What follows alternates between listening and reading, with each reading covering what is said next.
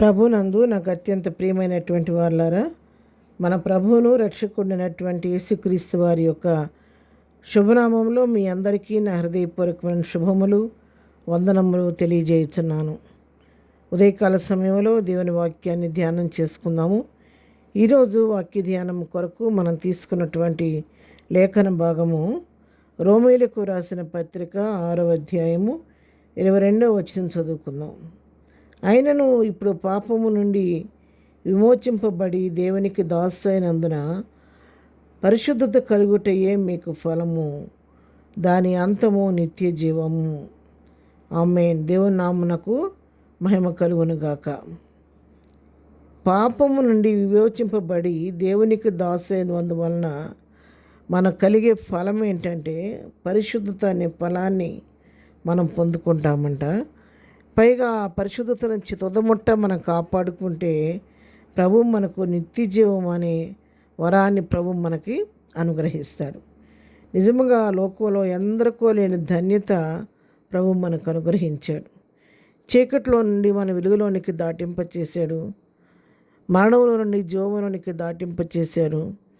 ఆయన గుణాతిశయములను ప్రచురం చేయ నిమిత్తం మనలను ఏర్పరచబడిన వంశముగాను రాజులైన యాజక సమూహముగాను దేవుని సొత్తు అయిన ప్రజలుగా ఆయన ఎన్నుకున్నాడు. మనం చేయవలసింది ఏంటంటే పాపములో నుంచి విమోచింపబడిన మనము ఆ పాపములో నుంచి యేసు రక్తం ద్వారా కడగబడి పవిత్రపరచబడి విమోచింపబడినటువంటి మనకు దేవుడిస్తున్న గొప్ప ఫలము పరిశుద్ధత. అందుకే వాక్యం సెలవిస్తుంది, నేను పరిశుద్ధునై ఉన్న ప్రకారము మీరును పరిశుద్ధులై ఉండుడి. మన ప్రభు పరిశుద్ధుడు, పవిత్రుడు, నిర్దోషి కాబట్టి మనం కూడా ఆయన పోలి లోకంలో జీవించాలి. ఫిలిప్పీ పత్రిక 2వ అధ్యాయం 5వ వచనం సెలవిస్తుంది, క్రీస్తు యేసునకు కలిగిన ఈ మనస్సు మీరును కలిగి ఉండుడి. ఆ విధంగా మనం పరిశుద్ధం కలిగి జీవించినప్పుడు దాని అంతం మనం ఏమి లభిస్తుందంటే నిత్య జీవానికి మనం వారసులమవుతాం. నిత్య జీవంలో ప్రవేశించి ప్రభువుతో కూడా యుగయుగాలు కలిసి జీవించే కృపను మనం పొందుకుంటాము. 23 చదువుకుంటే, ఏలి అనగా పాపం అన్న ఉత్సుజీతం మరణము, అయితే దేవుని కృపావరము మన ప్రభు అయిన క్రీస్తు యేసునందు నిత్య జీవము. వాస్తవంగా మనము పాపాన్ని బట్టి మన తల్లి గర్భంలో పాపంతోనే ప్రవేశించాము. జన్మతః మనం పాపులం కాబట్టి పాపం అన్న ఉత్సుజీతం మరణం కాబట్టి మనందరం వాస్తవంగా మరణపాత్రుడైన మనము మరణానికి అప్పగించబడకుండా ప్రభువారు ఒక్కసారి ఆయన బలియాగం చేసి శిలువ మరణం పొంది మన మీద ఉన్న మరణాన్ని కొట్టివేసి, ఓ మరణమా నీ ముల్లెక్కడా, ఓ మరణమా నీ విజయం ఎక్కడా అని జీవోత్సాహం చేసి పునరుద్ధరణై లేచిన దేవుడు ఆయన చేసినటువంటి ఆ శిలువ బలియాగం ద్వారా నీకు నాకు మన దేవుని కృపావరం వలన మనకి ఆయన ఏమిస్తున్నాడంటే నిత్య జీవాన్ని అనుగ్రహించాడు. పరిశుద్ధత కలిగి జీవిస్తున్నటువంటి మనం నిత్య జీవానికి వారసులమని దేవుని వాక్యం సెలవిస్తుంది. మరి తెస్సలోనికైలకు రాసినటువంటి మొదటి పత్రిక 4వ అధ్యాయంలో కూడా మనం గమనిస్తే 3వ వచనం చదువుతున్నాను, మీరు పరిశుద్ధులొకటయే అనగా మీరు జారత్వమునకు దూరముగా ఉండుటయే దేవుని చిత్తము. ఆయన మనల్ని కడుక్కొని ప్రత్యేకించుకున్న మనం ఎలా ఉండాలని ప్రభు కోరుకుంటున్నాడంటే మనం పరిశుద్ధులుగా ఉండాలని కోరుకుంటున్నాడు. మరి జారత్వానికి దూరంగా ఉండాలని ప్రభు కోరుకుంటూ ఉన్నాడు.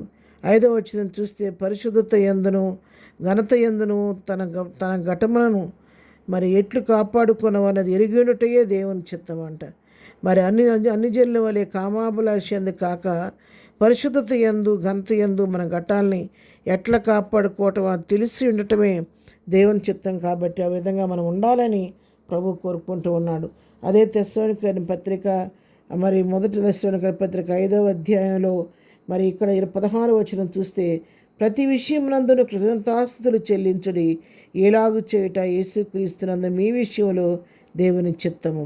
ప్రభువు చేసిన ప్రతి మేలుని జ్ఞాపకం చేసుకుంటూ ఆయన ఇచ్చిన రక్షణ బట్టి ప్రభువుని స్తుతిస్తూ ఎల్లప్పుడూ కూడా కృతజ్ఞతాస్తుతులు చెల్లించేవారిగా ఉండటం దేవుని చిత్తం. కాబట్టి ఈ దినాన పాపంలో నుంచి బయటకు వచ్చిన మనం విమోచింపబడిన మనము పరిశుద్ధులుగా జీవిస్తూ నిత్య జీవానికి వారసులు అవడానికి మనం సిద్ధపరచుకుందాం, అనేకుల్ని సిద్ధపరుద్దాము. అటు కృపా ధన్యత ప్రభు మనకందరికీ దయచేయను గాక.